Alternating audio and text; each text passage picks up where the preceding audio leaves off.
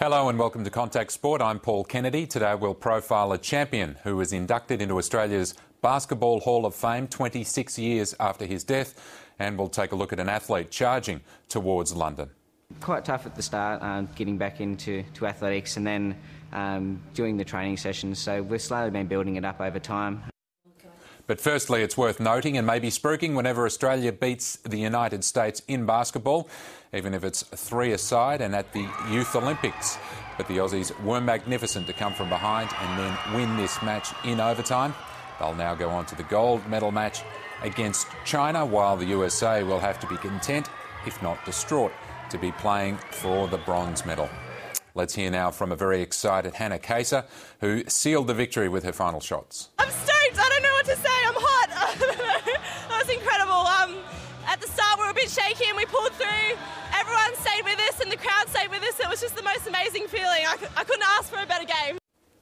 To the English Premier League now, and Manchester United has ruined its perfect start to the season with a 2-2 result against Fulham. Let's take a look. Valencia. Berbatov lays it back. Scholes! Oh, no stopping that one. Paul Scholes. What a start to the season he's having. And he delivers for Manchester United. What a pass from Berbatov as well. Promising. Zamora. Was he held back there? Chance Davis! And yes, Fulham are level. On by their travelling fans. Manchester United goes a long way and in. It's an own goal.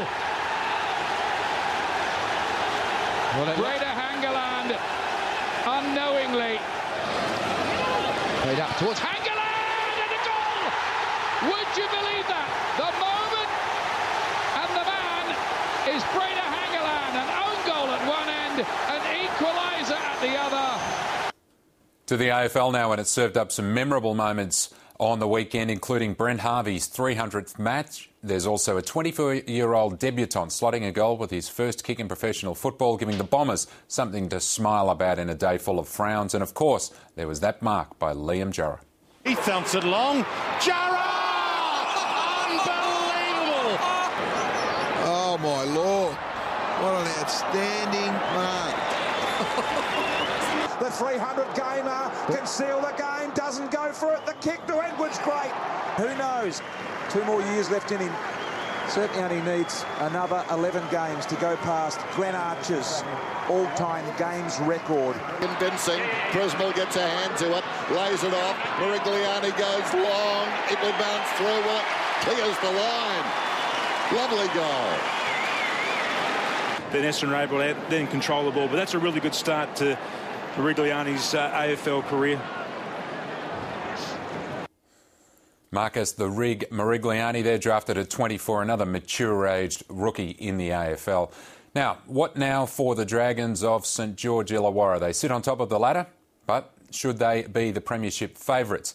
The Canberra Raiders have had their say, but Wayne Bennett says, don't panic, Dragons faithful. Sean Fensom gets up very slow. Here's their little chip over the top. Dugan gets there. Gets away from Costigan into a little bit of open space. They won't catch Josh Dugan. Josh Dugan is away. The Canberra Raiders have come from behind at half-time. Here they go again. Croker, support on the inside. He's got it there in Picker, who pushes away from Jamie Soward. This is some sort of try. We're in a great position, so we've just got to go home and get ourselves refocused a little bit and recognise the things that work for us and the things that make us look like any other football team in the competition. In the second half, that's what we were today. It's another footy team. Now, when champion Michael Armat was inducted into the Basketball Hall of Fame, it was the end of a long campaign to have him officially recognised. But for people who saw Armat play, he has always been one of the greats. To tell us more about Michael Armat, who died in 1984, we're joined by his widow Helen from the ABC's Adelaide newsroom. Now, Helen, could you firstly start by telling us just how good your husband was? I think he was probably before his time. If he was playing now, he'd be more like Magic Johnson. And he just revelled in big games, and I think that showmanship came out with him, and his freaky passes, his magical passes were just unbelievable. Now, he played for the Northern Territory in 1959 Australian Championships and was very quickly recruited. Can you tell us about just how keen the South Australians were to get a hold of his talents? Yes, Joe Kosh, he was president of South Adelaide, and he saw Michael play. They had the championships in Adelaide for that year, and he saw him play and saw the potential in Michael and brought him down, and he played for Michael played for South Adelaide. Almost 600 games. He must have been some athlete as well as spectacular. He had great longevity in the game. Yes, he did. He just loved the game, and he went on to coaching afterwards, and he just loved South Adelaide and just spent all his time there as well. Now, can you tell us about his Olympic experience?